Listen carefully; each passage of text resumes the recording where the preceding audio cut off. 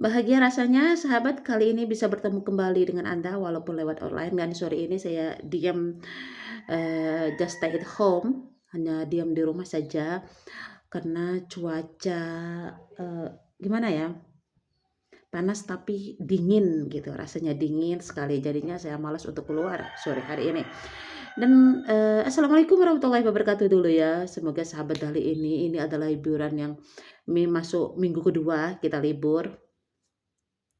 Dan happy sekali kayaknya kita ini adalah libur terpanjang mungkin ya 3 minggu lamanya kita libur.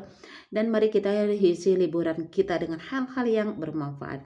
Oke sahabat kali ini saya ingin membahas tentang herbal apa atau obat alami apa sih yang saya pakai dulu ketika saya mengalami asam lambung. Mungkin ini sangat bermanfaat untuk Anda yang di sana, yang luar sana masih mengalami penyakit asam lambung ini. Karena setiap saya scroll di Facebook ada aja yang katanya asam lambung lah, inilah itulah saya lihat ya. Dan saya ingin Anda bisa mengatasinya sendiri di rumah. Nah, tetap disimak di sini, jangan di-skip. Insya Allah ini sangat bermanfaat untuk Anda. Oke, sahabat. Nah, herbal apa sih yang saya gunakan ketika mengalami asam lambung dulu? Yang pertama yang saya gunakan adalah temulawak. Nah, temulawak ini sangat-sangat bermanfaat untuk kita.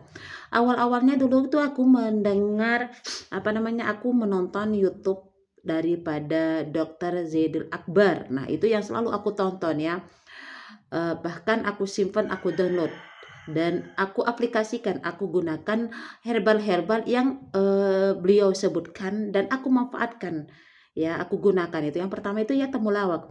Temulawak ini sangat bermanfaat untuk, bagian dalam kita seperti usus, lambung, kesehatan kita atau pegal-pegal itu juga sangat bermanfaat untuk temulawak nih. Temulawak ini misalnya, eee, 1 butir atau kayak kita parut, terus kita kita saring, seduh dengan air hangat bisa, atau bisa Anda masak juga bisa. Biasanya saya iris-iris, setelah itu saya campur dengan gula merah, nanti, setelah mendidih, misalnya 2 gelas, tinggal 1 gelas dan, itu aku saring. Nanti kalau sudah suam-suam kuku, aku kasih dengan 1 sendok madu. Lagi sekali ya, temulawaknya dibersihkan dulu, setelah itu diiris-iris, setelah itu dimasak sampai mendidih 2 gelas jadi sisa 1 gelas. Setelah, Anda saring, biarkan dia, sebentar sampai ndak terlalu panas, pokoknya suam-suam kuku, Anda campurkan dengan 1 sendok madu. Itu aku pakai dulu, itu aku minum setiap selesai sarapan. Sebelum aku sarapan, itu yang aku gunakan dulu. Yang kedua yang aku gunakan adalah jeruk nipis. Ini sebelumnya juga sudah saya bahas. Jeruk nipis ini digabung dengan garam Himalaya dan madu. Anda peras jeruk nipisnya, sedangkan seduh dengan air hangat dan, Anda kasih sedikit garam Himalaya.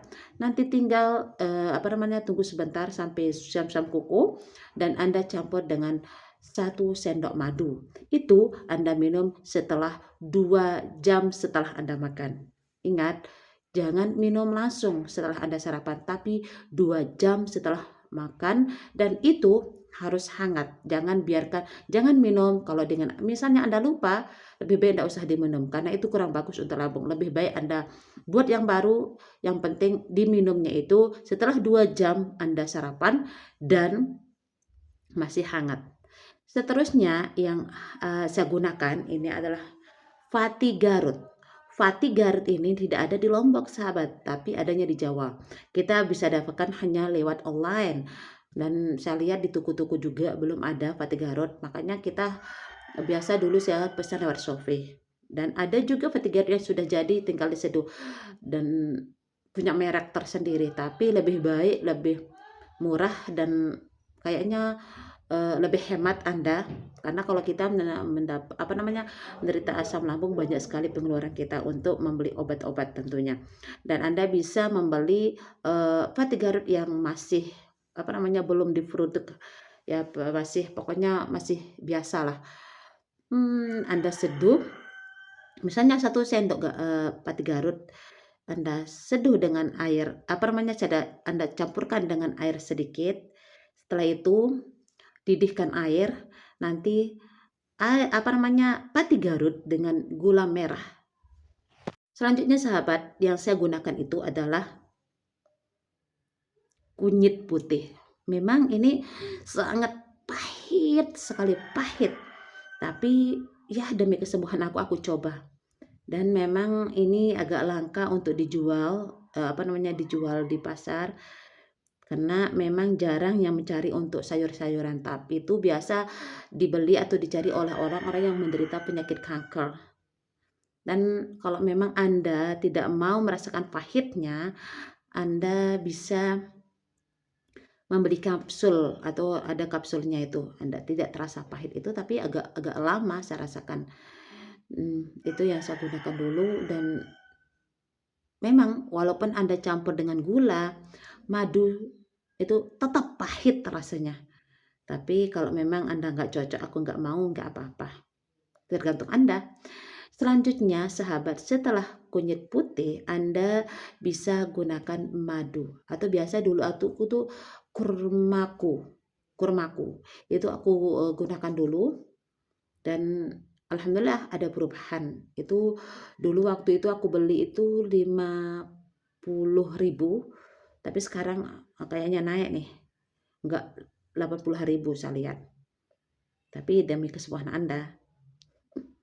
Selanjutnya yang saya gunakan dulu tetap kurma. Kurma itu adalah untuk mengganjal perut kita supaya enggak supaya fit, kita tetap sehat walafiat. Makanya silakan untuk konsumsi kurma minimal 1 sehari.